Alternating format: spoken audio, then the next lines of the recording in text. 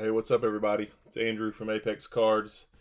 Um, as you know, or well, if you've seen my previous videos, you may know that I'm on a bit of a COMC kick. I'm only about 2 years late here, getting into COMC. As you know, probably the most content and the most action on COMC was happening in 2020, and then of course into 2021, the middle of 2021. So about a year ago was probably the peak of the card market and the peak of the troubles that COMC had. But I've, like I said in the last video, I've sent in some cards to COMC before, and of course I just sent in about 1,000. If you watch that last video that I made, and I'll put a link to it here if you're interested. Um, and so I've got a little bit of experience with it, and I've also tried my hand at flipping. I'm not the best flipper on here, but I gave it a shot. But anyway, I created a new account here. I actually have another account that I can sign all those cards with. I should have done it under the Apex Cards brand, but whatever. It's not a big deal.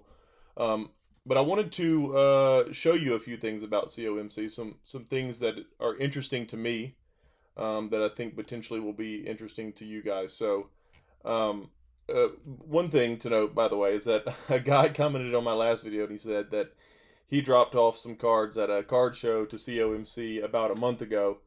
I think at the start of March, he said, and or oh man, did he say the start of March? Either the start of March or the start of April. So between 1 and 2 months ago. Today's May 5th, of course.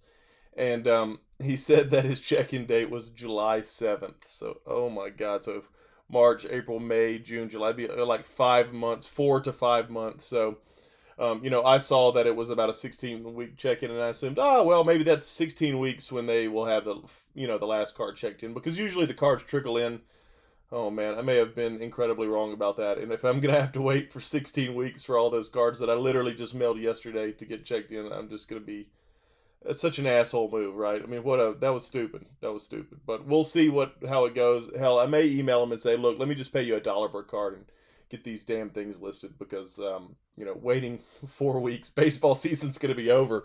Or sorry, 4 months, baseball season's gonna be over by the time all the baseball cards get checked in. But anyway. Let's talk about COMC for a second. So, I've always thought COMC is like incredibly cool. If you don't know how it works, there's a million videos about how it works. If I were you, I recommend this guy, Run Good Life. Hold on, right here. This dude here, he actually used to work for COMC, and he has in my opinion, some of the best video series about COMC. I mean, he does this flip challenge, 1K flip challenge, where he starts with $1,000, and then for almost an entire year, he's giving monthly updates of how he's flipping and making money, and he does very well. But the flip challenge kind of intersected with the rise of the card market, and COMC wasn't shipping cards for like months and months, and it caused a lot of problems. But it's a very interesting series. This is part one of the series. I highly recommend you watch it if you've never seen it before. And let's subscribe to our boy Run Good.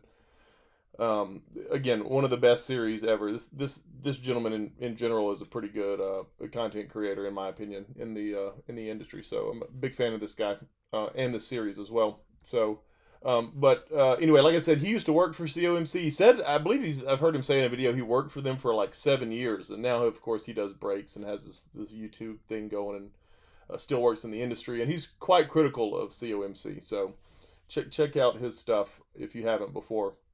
But uh, like I said, I've always been intrigued by this website because it's kind of like the greatest thing ever, right? You just send all your cards in. They deal with the scanning. They list them on here. People can buy them on here, flip them. They also list them on eBay. I mean, it's just great, right? And so it used to be around 35 cents a card. You could for them to consign it, and now it's of course 50 cents a card, which is a bit steep, when you're dealing with $1, $2, $3 cards. But if you send the right cards, or relatively good cards, it should, in theory, work, right? And so I've always loved COMC. I've also always been kind of intrigued with the flipping aspect of COMC. So if you just leave this bar blank here and you hit go, and my internet takes its sweet time in refreshing, you come to this page here, and you can sort by newest. Sorry, recently added is really what we want. We want to see recently added, and this is going to be like a real-time feed of the cards being recently added to the site. And if you were to refresh this page in about 30 minutes, you'd see that, or sorry, 30 seconds, you'll see that it's refreshed. We may do that here. Another interesting thing, and this has always been super intriguing to me, is that you can get RSS feeds of basically any search. So this is the RSS feed of the recently added. Seems like something could be done with this data, right? Seems like you could potentially build some type of bot or some type of alerting system that when a car that you're looking for comes through, it sends an alert to Google Chrome. There's an idea for you product guys out there, if you're interested in that type of stuff. But this is a real-time RSS feed of this screen here. So let's refresh it and see if it's in fact updated. Yes, it has. So here's two cards that have been added since I first loaded the page. I believe this Ryan Reeves was the first card, and so the RSS feed will also update in real time as well. So Eric Miller refractor there. Does that correspond here? Yes, it does. So very interesting. This RSS feed is very interesting to me. Always has been. This website in general is very interesting. Let's also look at some other interesting stuff. Let's look at, here's another cool thing, by the way, is they show you top sellers and buyers. I can't even believe that they show this information, quite frankly. But this is a super cool screen. It's top sellers and buyers. So let's wait for this to load. Okay, I mean, this is badass right here. Okay, so hottest users over the last 30 days, and then biggest users overall. And let's spend some time here and kind of think about this screen. Hottest users over the last 30 days, you've got the hottest buyers, hottest sellers, and there will be some overlap to these oftentimes, and then the hottest consigners. And I'm not sure exactly what hottest consigners mean. I don't know if that means uh, the people who have the highest value of cards that they have sent in, or just the people who have listed the most, whether they bought it on the platform or sent it in. I'm not. It would be nice to have a definition of what a consigner is in this context here. Um, so looks like uh, as far as hottest sales, so the biggest sellers, and Michael T. Bond appears to be the biggest seller here, did 33,000. I would have guessed that the biggest sellers per month were doing more than that. This sticks out to me as a low number, about $1,000 a day in sales on COMC. And he's the highest, right? And this quickly goes down, dwindles down. So number 10 of the top 10 only sold $12,000, so less than $500 a day. And then oddly enough, the hottest buyers here almost exactly mirrors the hottest sellers. So there's kind of like a nice balance of buying to selling, even though they're not, the same people. Now let's look down here at the biggest users. This is kind of interesting. So the biggest buyers, they only give you the 50 biggest buyers, and I assume this is total. I would guess this is total sales since day one of COMC. And so the biggest seller here, a biggest buyer and the biggest seller, is this rookies and jerseys. So he's bought 1.6 million and he's sold 1.4 million. If this is in fact from the beginning, maybe this is just 1 year that we're looking at. I'm not entirely sure. No, it probably is not 1 year. If the hottest guy in a single month is 33,000, that would mean this would, the hottest guy here would be around 300,000, or let's say 400,000. But let's assume that this means since the beginning of time, or since the beginning of the existence of this screen. 1.4 million is the hottest seller, and so rookies and jerseys is a Billy Badass here. You can see he's got the founding contributor badge, means he was at least on here since day one. It's kind of interesting that he's number one on all three. So he's got, I would assume, the most stuff consigned. Apparently he's got $994,000 stuff for sale, I guess, at the moment. Yeah, he's got 629,000 items for sale. Wowzers. That's a lot of stuff for sale. I wonder who this person is, rookies and jerseys. Is there any way to figure that out? It'd be kind of interesting if they have an Instagram, or if they're kind of a public figure in the industry. I would guess that they potentially are, since they're a big wig here, but who knows? And then you got check out my deals is pretty well. Whatever this name is doing well. Joel's Hit Show, limited baseball cards, all in the top list. So one interesting thing is that I'm sure you all know about good old Sewell here, baseball card collector, investor, dealer. Chris Sewell. He's of course a creator in the industry. He's got 50K subscribers. Man, doing well, brother. That's awesome. But he made some great videos about COMC as well. He didn't make a lot of videos. He made two. So he made this initial video back in September of 2020, talking about buying, selling, and flipping, just kind of introducing on his channel what COMC was. It's a great video if you have no idea what COMC is. You should go watch this. It's a great introduction. Basically, nothing on COMC has changed in the last 2 years. It works exactly as it worked in this video. But what's interesting about this video is that it shows he shows his total sales here. So as of September 18th, we can assume he had sold approximately $54,000. Now this gets even better because he did an update video almost exactly a year later where he also showed his sales. So in October of 21, he does this video, which is taking a close look at my COMC account. And you can see here his sales are now $102,393. So we can see that in about a year he sold an additional $50-ish thousand, $48,000, which is kind of interesting. And so I was wondering, is he listed in the top 100 sellers? Let's go look. So like I said, there's only a top 50 list for buyers here. I don't know why they don't show a top 100 or just a complete list, but it only shows top 50 here. And so the top one is 1.6, top buyers 1.6 million, and then the 50th is 149,000. So let's go look at biggest sellers. Now they show you literally every seller, view all sellers. And there are almost 22,000 sellers on the platform. So also you can see that his username in this video, well, you can't see it here, but his username is his last name, Sewell. Sewall. So here he is, right here. Number 76. He's the 76th biggest seller on the platform. Now it says here that, let's go see what this column header is. I believe this is sales. Yeah, total SRP. So COMC has this thing called SRP, which is suggested retail price. So COMC, he has sold $81,000 in suggested retail price since the start of his account on October 31st of 2018.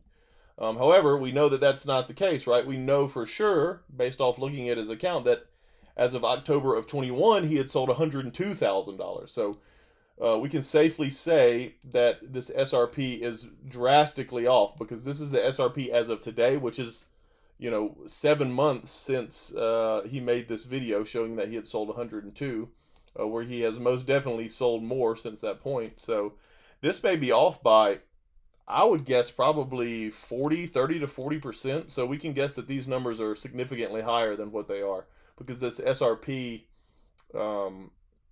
is, well, actually, let's think about it. So let's look at these other columns here. These other vintage discount and modern discount. I'm not entirely sure what these mean. And if I click this, it's going to sort by it, but there's no definitions here, right? Which is a little annoying. You could have put a tooltip here to tell me what this is about. But I think what this means is this is the percent discount that the person actually sells stuff for off of the SRP. If I had to guess what it is, that's what I would guess that it was. So let's look at Sewell's here. So his are positive 21% and 27%. Does that mean that he... no, so discount. So a positive number would mean that it's... A positive discount would mean that he's selling modern... that they're selling modern and vintage for less than the SRP. A negative discount would mean that they're selling modern and vintage for more than the SRP. I think that's how that works. Feel free to correct me in the comments if I've completely misunderstood that. So Sewell is giving a relatively decent discount in the 20%, I believe. So anyway, basically this number is wrong. I guess that's what the point that I'm trying to make. And all this other shit could be wrong as well. But it's very interesting to look. See, his average sell price is $737, or the average item value, I guess, that he sold was $737. Man, look at 1.6 million items for sale, which is not the case. This says 1.6 million items for sale, but we can see right here he's only got 629,000 for sale. So I don't. That's a poorly labeled column here. Um, I'm not sure like the strategy of this person. Let's like rookies and jerseys. I mean, obviously they're doing something right, but if you look at like most in stock, check this out. This rookies and jersey account owns 2,538 Zygmunt Palffy cards. Now, I'm not a soccer guy, and I probably pronounced his name wrong, but why does he literally own every one of these? I mean, they're all owned by him. Again, I'm filtered by him, but how do I see search all sellers? So he owns 2,500 of them. How many are there for sale? 25. So he literally has bought out this entire. No, he hasn't bought them all out, but he's bought most of them out. His lowest priced one was $1. So he's trying to. I guess the strategy of this guy is to. So yeah, once we get up to $1, we're gonna see our boy here. Because his cheapest one was $1. Where's rookies and jerseys? Here he is. No, $1.24. Okay, is his cheapest one. This is just interesting to me. So he kind of has. I mean, like, will he come in here and buy up all these other ones that are cheaper than his and then reset the price? I mean, is this an in-demand card? No, it's not. There hasn't been a single one sold this quarter. So I don't know what the strategy is here that this guy is doing. I don't know. Maybe it's just to be funny, you know, which I can get behind that. I can get behind buying out a random player just to be hilarious. But that's interesting that he owns 2,500 of this card and isn't the lowest price, and kind of seems like 800 shacks. I mean, sometimes you need 800 Lego shacks. I guess. So anyway, I'm trying to just understand this platform a little better, and I think it makes sense to look at some of the top sellers to see what they're doing. Let's go back here. Let's go to the top consigners. Let's look at it like another guy, Jimmer Time. Biggest consigners. He's got 24,000 cards. Man, he got a lot of graded. Is he only? No, he's got a ton of graded. It's the highest value. So let's see highest quantity. Most in stock for Jimmer Time 7. He's got 57 Robert Griffin III red jersey, 2012 Topps Chrome cards. Whoa, look at this. He owns 41 Acuñas. BGS 9 Acuñas. Shit, boy. Now that's cool. I gotta say that's pretty cool. What? So he did a buyout. He did a buyout on the Acuñas, and I guess he's doing quite well. So 35 sells this quarter. Acuña just came back to the Braves. That's kind of cool. How many total? How do we see a search all sellers? So he owns 41 of them. How many of them are there total? There are 51. So there's gonna be 10 here that he doesn't own. Looks like Vintage Trader North Carolina owns quite a few as well. And then Jimmer Time. So the floor of this market for him with these BGS 9.5 Acuñas base is 125.75, and then then there are all these other sellers. Looks like the next floor has been established by Vintage Trader North Carolina at $90, and then you got all the other people who have just one off. So Pokey and Sean here have them listed at basically $80 and $85. Very interesting. Very interesting. I wonder, I guess our boy Jimmer Time could come in here and just buy these up and then reprice the whole market at $125.75. It's cool. I mean, it's a pretty, just in these Acuñas, he's got $4 or $5 grand tied up, or listed rather. And he's got here we go, Neymar. He's got 38 PSA 9s. This is cool. It's just interesting to see what people are up to. It's pretty cool. Like, he's just picked a card to buy it out. No PSA 10s, I don't, but he's got the 9s. Kind of cool.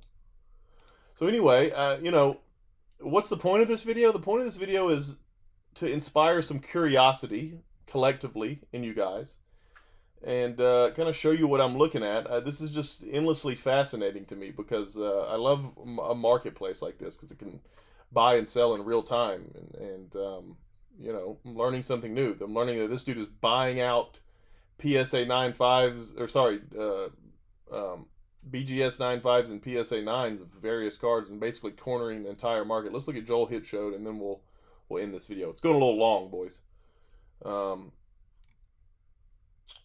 Okay, let's get most in stock here. Are you buying out anymore? Yeah, he's got 1,000. Ryan, he's got 1,000.